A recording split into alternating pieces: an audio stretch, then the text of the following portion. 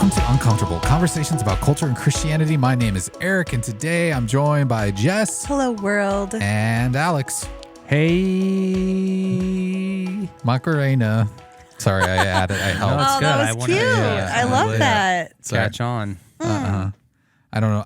I don't know the lyrics to that song. I You just could have gone ya, hey ya, or That's so what I I was just thinking. wanted to see where you're gonna go. I wanted you to have your moment, so I didn't. No, that was it. Yeah, I I felt love how you bad, did but that. you were hanging there, and I felt bad. I didn't know if you wanted me to say something or not, and I panicked. It worked out. It Good to was- see you Anybody guys. want to do the dance? I will. I want to see it now. Go ahead, Alex. For those that are I watching will on go YouTube, ahead and play the voicemail we have. How about that? I'll go ahead. I can't do it. Well, you guys dance and listen to this voicemail at the same time. Hey guys, this is Eric, and my question is a debate Not me. for you guys. A debate. There's a new movie called Air. It's all about how Nike signed Michael Jordan to his first shoe deal. And I want you guys to debate. We all know that Michael Jordan is the greatest basketball player that ever lived, but I want you to debate why another person would be better than Michael Jordan. So it could be LeBron, it could be Kobe. Debate why they would be better than Michael Jordan. Hey, thanks for all you guys do. Love the show. Have a great day. Always getting in these sports debates where I it's feel just like people are wanting I did us not to tell them. That movie does look really good. I'm though. excited I to see agree. it. I want to see Ben it. Affleck directed it. It's always good when I he definitely wanna gets see it. together with his buddy Matt Damon to make a movie. Sounds like looks they really good. they paid their And it's staff out now. really well. I think. And so I've had friends that have gone and seen it and said it's incredible. So It's got a really high rating on Rotten Tomatoes, which is always important to me. My answer will be This is too easy though. This is just Steph Curry. My answer is Steph Curry. What? I think. Wait, or what? Your Okay, answer we is have not talked Michael about- Jordan? No, he said we have to say besides. It said. Oh, okay, So we all know because- that Michael is, so we can't even put him in there. Who would be better than Michael okay. Jordan? And the reason I'm saying Steph Curry is I think Jordan was a once of a generation type of player. Yeah. Did change the game in a lot of different ways, up from the shoe deal, obviously, and a lot of the different things that he changed the game. And I think Steph Curry similarly has changed the game. Like the 3-point game for yeah, sure. the 3-point game, how kids play. I mean, Kobe and LeBron are both incredible, but I think they were cut from more of the Jordan cloth. And Steph has literally, I mean, like you walk into a gym and kids are like Curry, and they're just jacking the ball. That means shooting it from anywhere, with no regard It's for true. a 3-point line, and don't even look at it. Now they Like want to half shoot court the ball and shots turn are the- around are the cool and thing. trust that it's going, in and look like Curry. And so, shout out to Curry, Steph. And we've talked about him before, or at least I mean, he's lovable. We've talked about this on the podcast. He's just like a lovable person, even if you don't. Curry? Yeah. Rest in peace, I do Kobe. think so. He has yeah, a good that's- reputation. Yeah, it's tough. I don't think. I mean, as much as I like LeBron, I know there's a lot of haters out there. I do like LeBron. I don't think I can argue with your argument. I think you've made a very strong argument for actually changing the game. I think Steph Curry definitely is up there. Yeah. I'm sorry, Alex. I have to concede my time. These questions, You definitely you're like won tapping the this chess debate. timer. Timer Thank back. you. These questions make me wonder what Kobe Bryant could have done, would have done. Alex can So it only makes me say sad. Steph because he knew Kobe wouldn't hear this, so it's like I feel safe. No, but it And is. part of me wants to say We Scottie got Pippen. robbed. We definitely got robbed. Yeah, for with sure. Part of Kobe me just dying wants too to say early. Scottie Pippen because he's been robbed Yeah. all his life. Yeah, the poor guy. Poor Pippen. He has no So money. I just want to give him a little. I want to give him a vote here on the Uncomfortable podcast. All right, there you go. 2 Currys. That and was not and a good Pippen. debate. Yeah, we're not arm wrestling. Hope that's what you're looking for, Eric. Not me. Other Eric. Other Eric that left the voicemail. Voicemail Eric, Thank you. as we like to call him around here. Voicemail Eric. All right. Voicemail Eric. I always love when we can have a little sports center, I know. mixed into our uncomfortable podcast. I pay people to. It really shows our true talent Yeah. I would just and how, Alex's passion. just how diverse and dynamic we are as people. Really, Amen. that's what it is. Amen, We can Eric. just pivot. We can go anywhere. Done. Pivot. We can go. Pivot. Look at that basketball term. from yeah. you. We're thinking friends. We can. We can go from sports and the basketball all the way to the gig economy and side hustles, which is what we're going to be talking about in today's episode. So stay tuned for that.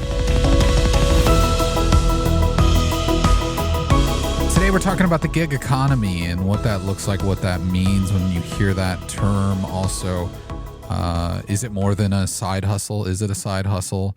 What is a side hustle? What is the gig economy? There's a lot of questions around this. I'll start specifically with gig economy. When you hear that term, it has to do with a labor market that relies heavily on temporary and part-time positions filled by independent contractors and freelancers rather than full-time permanent employees. But more specifically, when you're talking about the cultural phenomenon of gig economy, that is related to gig marketplaces that include companies like Uber, Airbnb, Lyft, Postmates, DoorDash, these things where people are essentially employed by an app that, gives them, they say, I'm going to work now. Mm-hmm. It gives them an alert. They go do the thing. Where then I think that can be someone's side hustle. The term side hustle can also encompass a lot more, which is, someone's personal business or job that they do in addition to their full or other part-time jobs to, kind of make ends meet.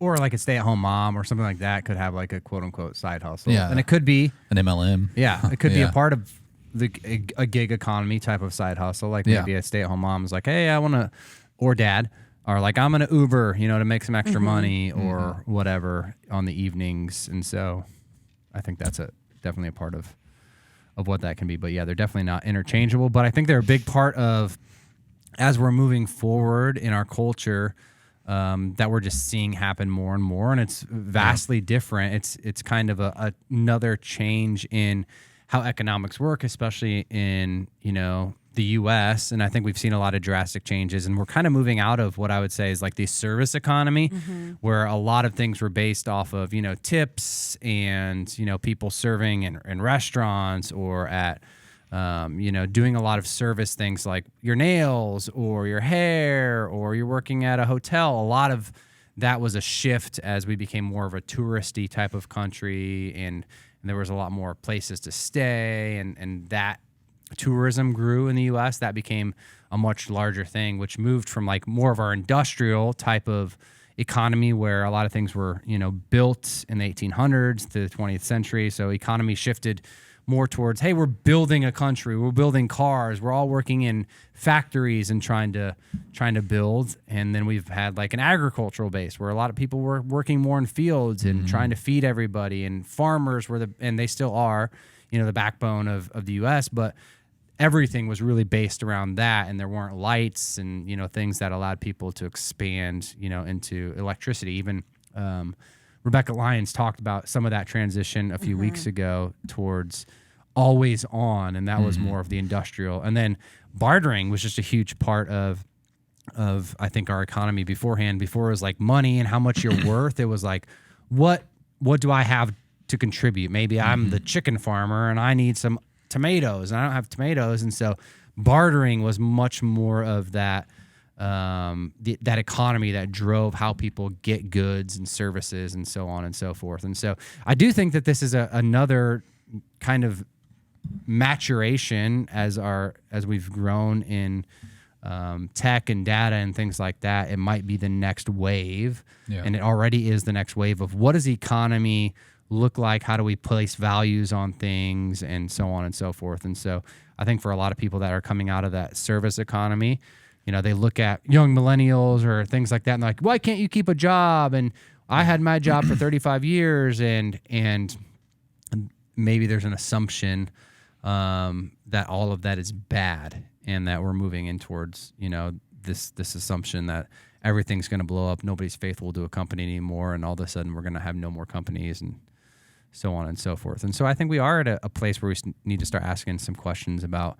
what does this look like? What are the benefits? What are the pros? What are the cons? And how do we navigate this, maybe from a Christian worldview and perspective? So here we are. That was a mouthful. That was a lot of mouthfuls. You got it I'm out. still processing. Well, what are some of the ways that we can see the gig economy changing the way people work?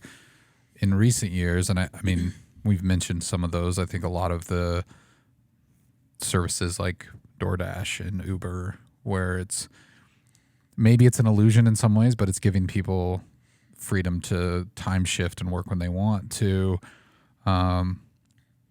What other things? I mean, if we're talking about side hustles, I think those have just kind of always been around. People, maybe you have a side business that you do when you're not working your full-time job and whatever that might be, or you get a part-time job and that could almost be considered a side hustle. But a lot of times it's kind of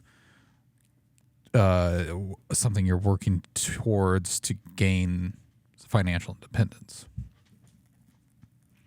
Are there other examples we can think of when it comes to how this gig economy has changed the way people work or earn income? And I think, or more how the gig economy, I was thinking more like towards a side hustle, how people have seen it maybe in the past is like you're an electrician, you work for, Tom's electric service, but you've got the skills to continue to do that. So you're the guy that's like, hey, I'm out there, every night or a couple nights a week, and I'm, I've got the tools provided my company or the tools that my company makes me provide, and I'm able to go out and make a little bit extra money, on the side based on my skills, but I still need, to be employed by Tom's electricians because I wouldn't be able to get all that kind of clientele myself. Plus there's, my health insurance and things like that are tied to it. It's more steady. I've got a salary, so some of those things I think were a part of like maybe that side hustle culture, or you work professionally in a certain industry and you need that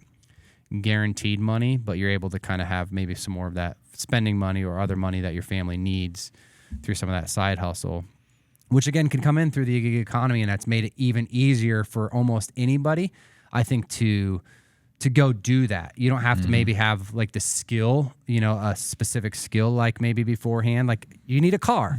Yeah. And then you can go make some extra money by Ubering people, or you need an extra room in your house. And I've even seen, some that are using kind of the Airbnb model, but a space in your garage, or even a space in your driveway. Well, you just plug in a camper, or have, instead of going and paying, however much to a storage facility, you're like, well, nobody ever parks here in my garage or in my driveway. And so, man, why don't I make some extra money doing even that? the car rental services, where you like Turo and things like that. Yeah. And so taking maybe some of your assets, but maybe not necessarily a skill set, and then, having that work for you a little bit more. Seems like that's where a lot of the brain power of the gig economy is. I think it also lets you be more creative with your time and with how you can make money and with your schedule. And so I even know I have some friends, and one of them has ADHD. And so they're like, some days, like, I can't do this. Like, I can't do this every day. But then it allows for the freedom of, hey, on a day where I feel capable of, like, I can focus and I can manage, like, the shifts are going to be there if I look at the app and I can take this shift.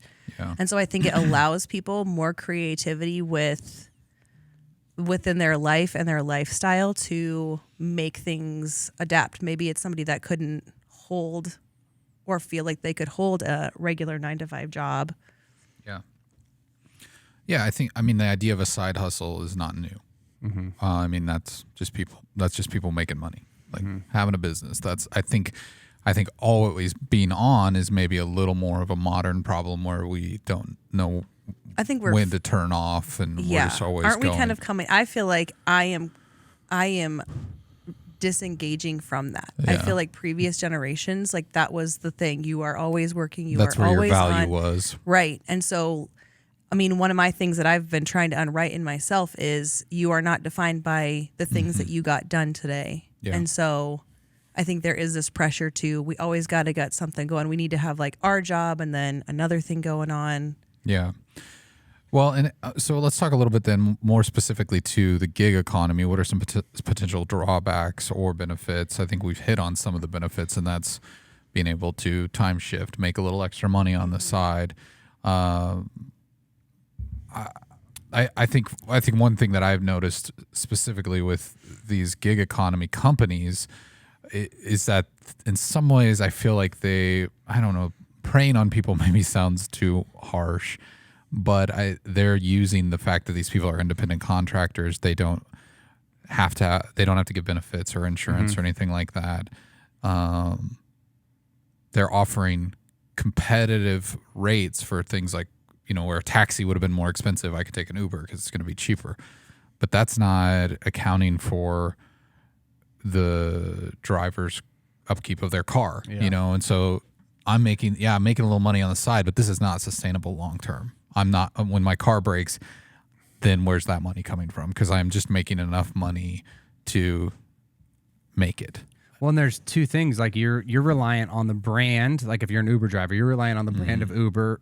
And, there's been, things maybe their CEO said or done that has tanked the brand of that company. And then people are like, oh, I'll do Lyft or whatever. But you're also relying on the brand of yourself in some ways because the ratings are such a big part of picking up an Uber driver or, doing a DoorDash. And so many of those things are still based on you as a person having a reputation or a brand that you want to put out there. So I've been, in Uber, cars and, they've got like, hey, rank me a 5-star. That's so important to who they are because a trust is built inside of that. And so you've kind of got to manage both of those, like working for a brand that you're hopefully is managing itself well and still out there, because if that company folds, you don't just have the insurance or the ability just as a private citizen, you're not covered to just be like, hey, look, anybody put up a thumb and I'm going to pick you up. And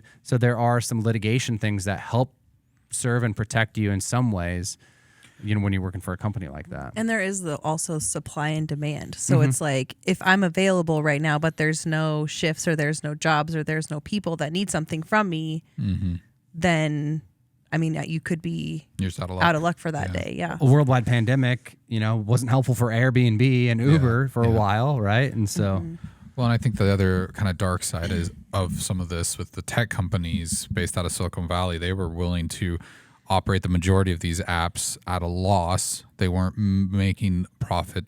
There's kind of building these companies with the promise of self-driving cars, which would ultimately eliminate the need for the human aspect of this. So in one way, you're helping build this company that's trying to get to a point where they can get rid of you.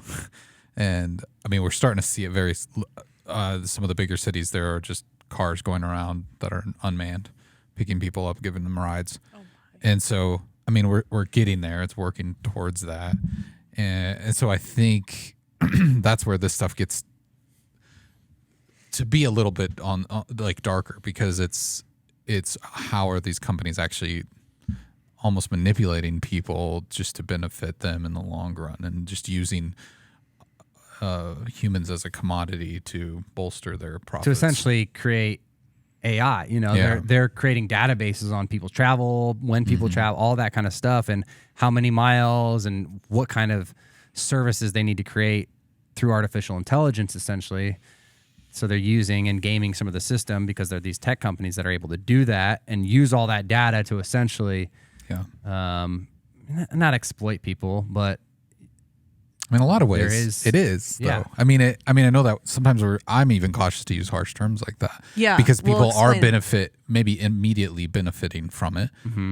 But that goes into that question of like, how do even as a Christ follower, how do we balance that desire to have autonomy and flexibility and a need for security in times when the economy is crazy like it is right now, and then you are somewhat being leveraged by these big companies and maybe exploited is maybe an accurate word, because you don't have a choice sometimes. People might not have a choice. Or you get one bad review that's not honest or whatever because somebody had an issue or whatever, and you might be out to dry, like, oh, I can't do this job tomorrow because I'm suspended from a company or whatever. So there's so much of that.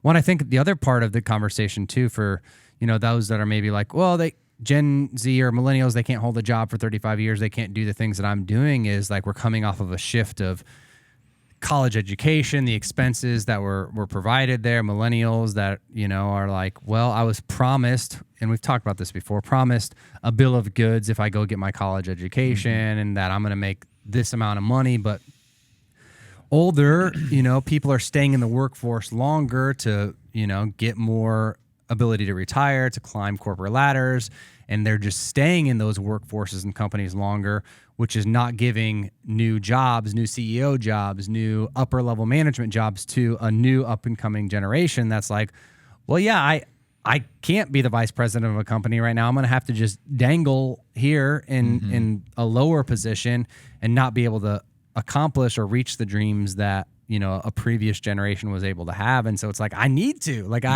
this has become a need to be able to supplement my income in a lot of ways because, others maybe are holding on or holding off for retirement because of maybe a lot of good reasons, uncertainty or building a portfolio or whatever. And so all of this, I think, does demand some Christian thoughtfulness about how we're stewarding our lives and time and how much is enough. And that's where it gets really complicated too, right? Because what is a living wage?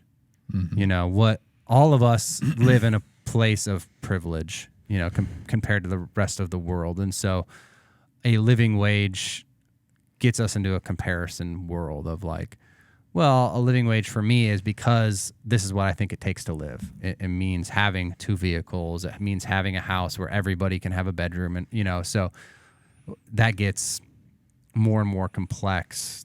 Yeah, but I think, oh, go ahead. I also just want to make sure that we're like also being objective about it and not like us having this conversation isn't being judgmental about somebody that has a job in the gig economy or a side hustle. I mean, all of us have, we've talked about this before, like have done and still do side hustles and side gigs. I don't think it's that at all. Okay. No. I just want to make sure because we need to, because like I think family. like there are people that enjoy it. It brings freedom. And I think like if you're doing something like that, it doesn't mean that you're stupid, that, you couldn't get a job or I think something like that. my frustration with the gig economy specifically is just that there is a side of the dark side of that where companies are taking advantage of people. They're not necessarily treating them right. They're not paying them a living wage. And I think having this conversation about like what's a Christian perspective on it. I don't think people have the benefit of even weighing that. I know. I don't think they have the ability to consider it because they're being stripped of that opportunity or that consideration by giant corporations that are lobbying Congress to keep people, repressed because it's a service that makes them money. And then they can live. These companies make that money. They reinvest it into their own stocks. I heard a story recently about Yum Brands, right? So Pepsi wasn't in consideration for most fast food restaurants. Nobody wanted to carry Pepsi. McDonald's, Burger King, you name it. Wendy's, they have Coke. So what did Pepsi do? They bought KFC, Taco Bell, Pizza Hut. And then you go there, they serve Pepsi. And Yum Brands has since, because that they own those companies, they consistently lobby Congress to keep the minimum wage low because that's how it keeps their profit margins high because they pay people not enough to live, $7 an hour or whatever, and then expect, it's people to want to work there. Now you're almost seeing this aftermath of it where, the lobby at all the Taco Bells is closed and you can only go through the drive-through and different things like that. And they've kind of built this because as inflation skyrocketed, nobody wants to work there. And so they're resorting to these, the gig economy or other things like that because they can make a little more money that way. But it still feels, so much of this fundamentally starts with problems like even the fact that our Congress can be lobbied to have opinions that hurt people in the long run and not pay living wages because you're right. Some people might argue what is a living wage, but when you're talking about someone only making $7 an hour and trying to take care of their family on that, like that's not a living wage. You're going to be looking for something else. So then they're forced to go into the gig economy. Yeah. Which great. glad it's there, but is that really the world that we want to live in? And how you know? sustainable. And this stuff moves so fast that in some ways, yeah, like it, and that's clearly, if you don't know this, we're talking both sides of an aisle or a political spectrum where Congress can be lobbied, you know, and things like that. Yeah, it So goes it's not both ways. lobbying Yeah, at- it goes both ways. at a specific party or anything like that. But the other thing is that so much of this is moving so fast that keeping up with it, you know, with laws, so many of the laws feel like they're reactive or they're built for, you know, a previous time. And then when you do have people that are making a lot of decisions that have never actually lived in this or in that kind of generation and don't understand the pros and the cons of it, then it becomes more difficult to wade through in a lot of different ways. And so that's where the complexities are ongoing for sure. I mean, yeah. And how long have has the gig economy been around? Because I'm even thinking, like, you know, is it sustainable? Is it something like that we've done research on where it's like, you know, people are doing Uber for, you know, 10 years or doing different parts of the gig economy as a career? Like, has it been around long enough for us to see the longevity of what its purpose ends up being? Oh, and I think there's certainly, like, I've met some Uber drivers just because I'm probably the person that annoys them, actually tries to talk to them, that, like, literally that's what they do. And some of it is because of maybe a skill that they have or language barriers or other things that play a role in their ability to still work and make a livable wage. And obviously being in the right city and things like that will determine how available that is to make a living wage. And I think there's even changes in music, for example, and how the gig economy works, and more people are able to maybe make their own money and based on a living wage. I mean, based on producing their own music and not being held as much by record companies and so on and so forth. So it's been a slow trickle of what that's looked like, I think. But again, that's different though, because that's more of a side hustle, because they're not reliant on this app to do their job. Like if I'm making music and I'm an independent artist and I can get discovered on TikTok, I'm in control of that. Yeah. You know, I'm not, the record label isn't controlling me, but it's also not a thing where I am almost like a service industry person, yet I'm being controlled by an app.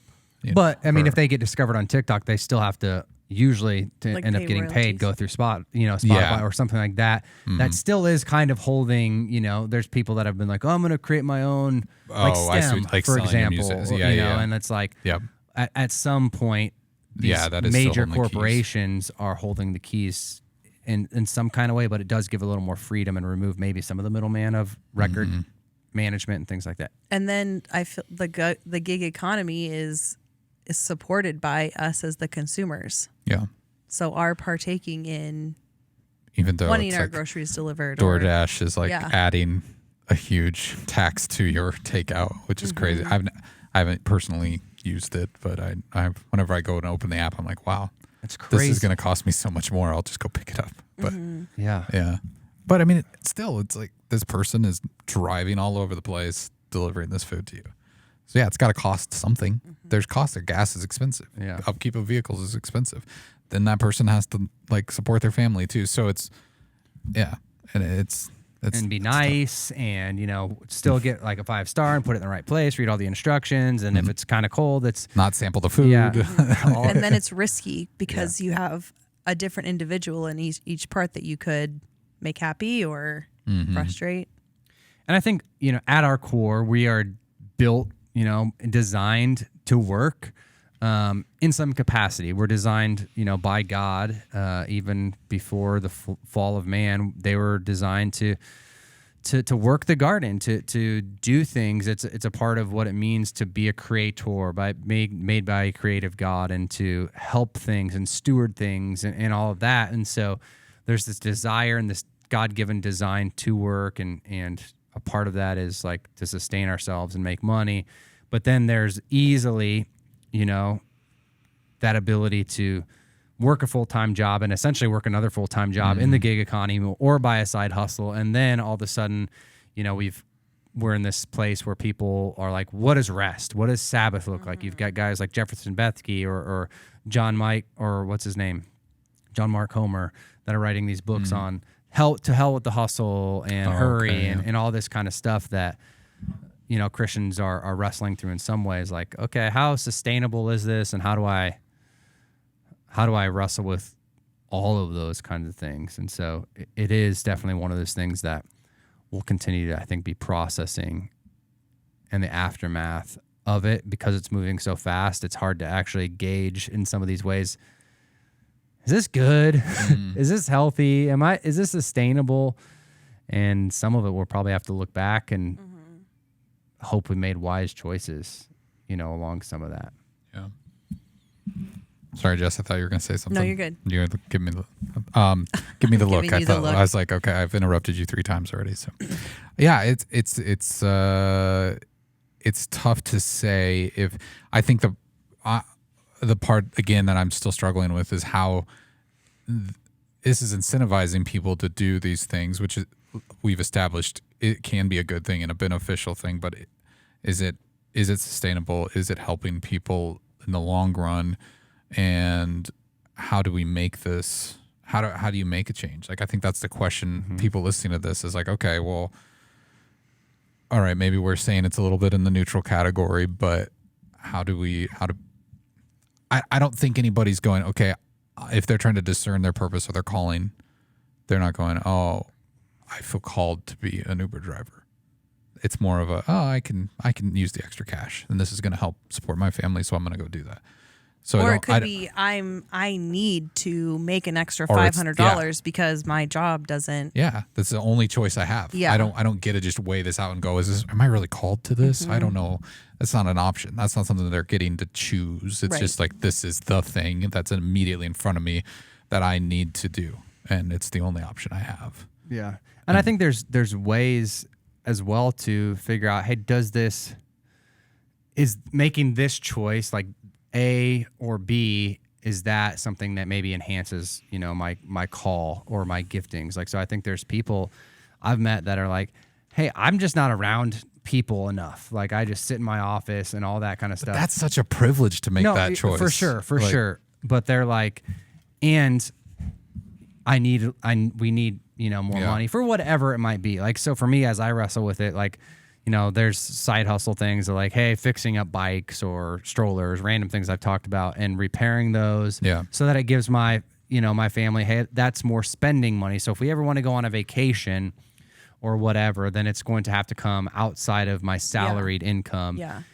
And I wrestle, you know, sometimes with, okay, but I have to do that outside of the time I'm already away from my family, you know? So I'm like, all right, am I working and spending 3 hours away from my kids?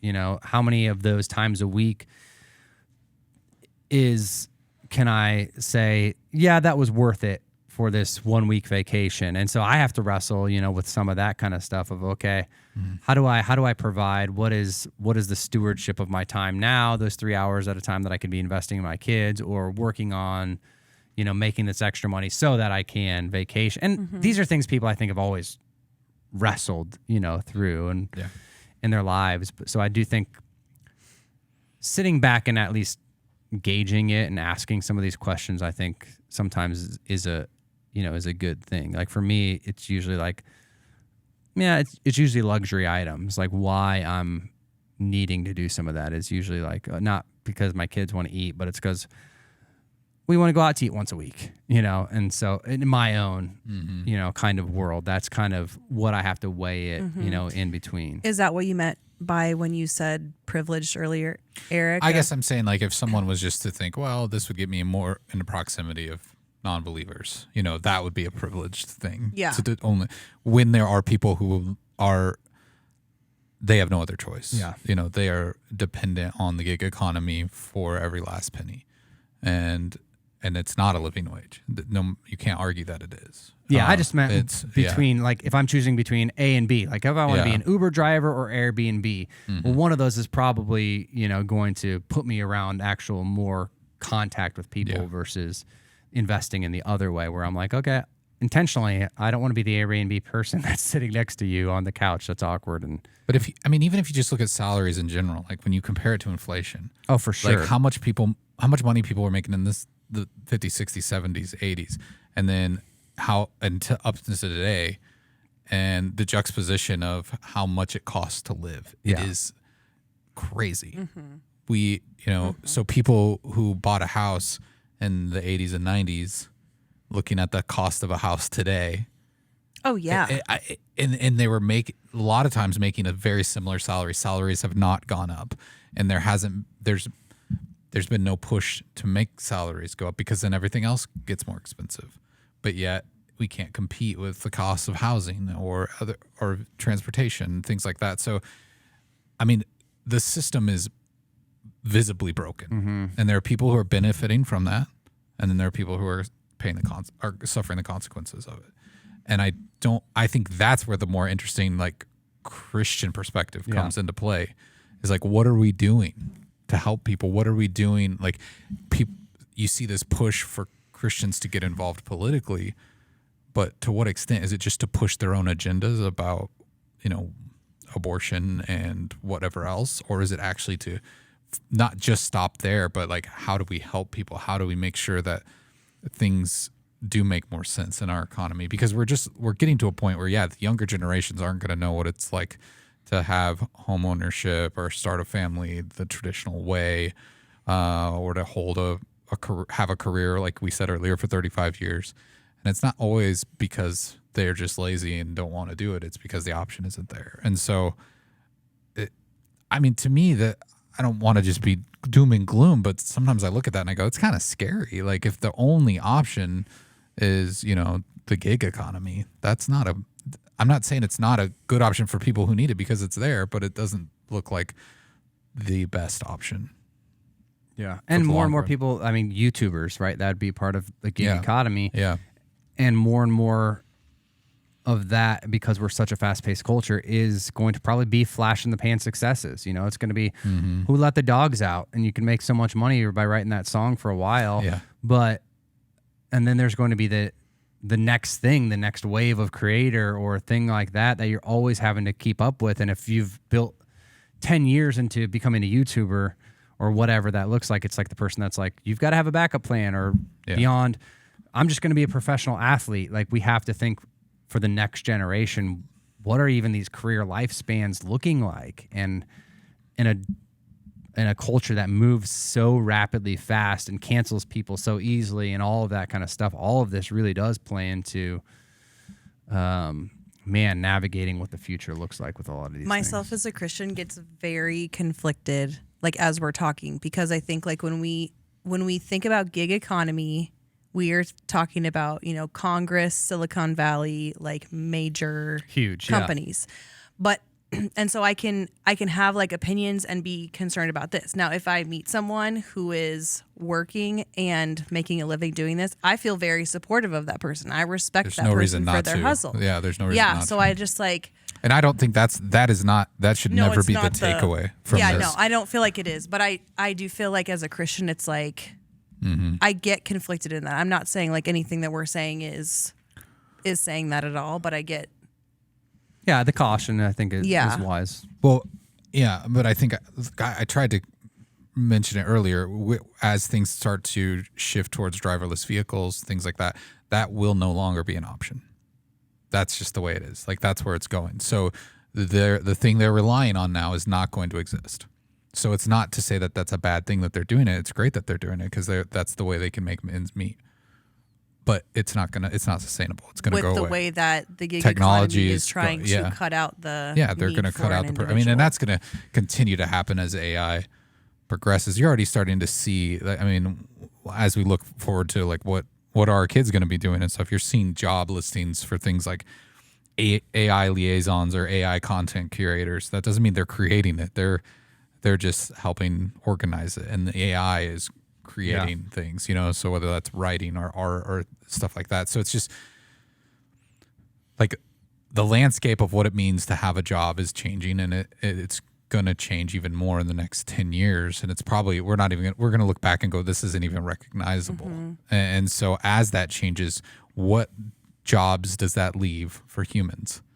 You know what I mean? And that's, we're not really talking about it, but it's like, that's probably to a certain extent manual labor jobs.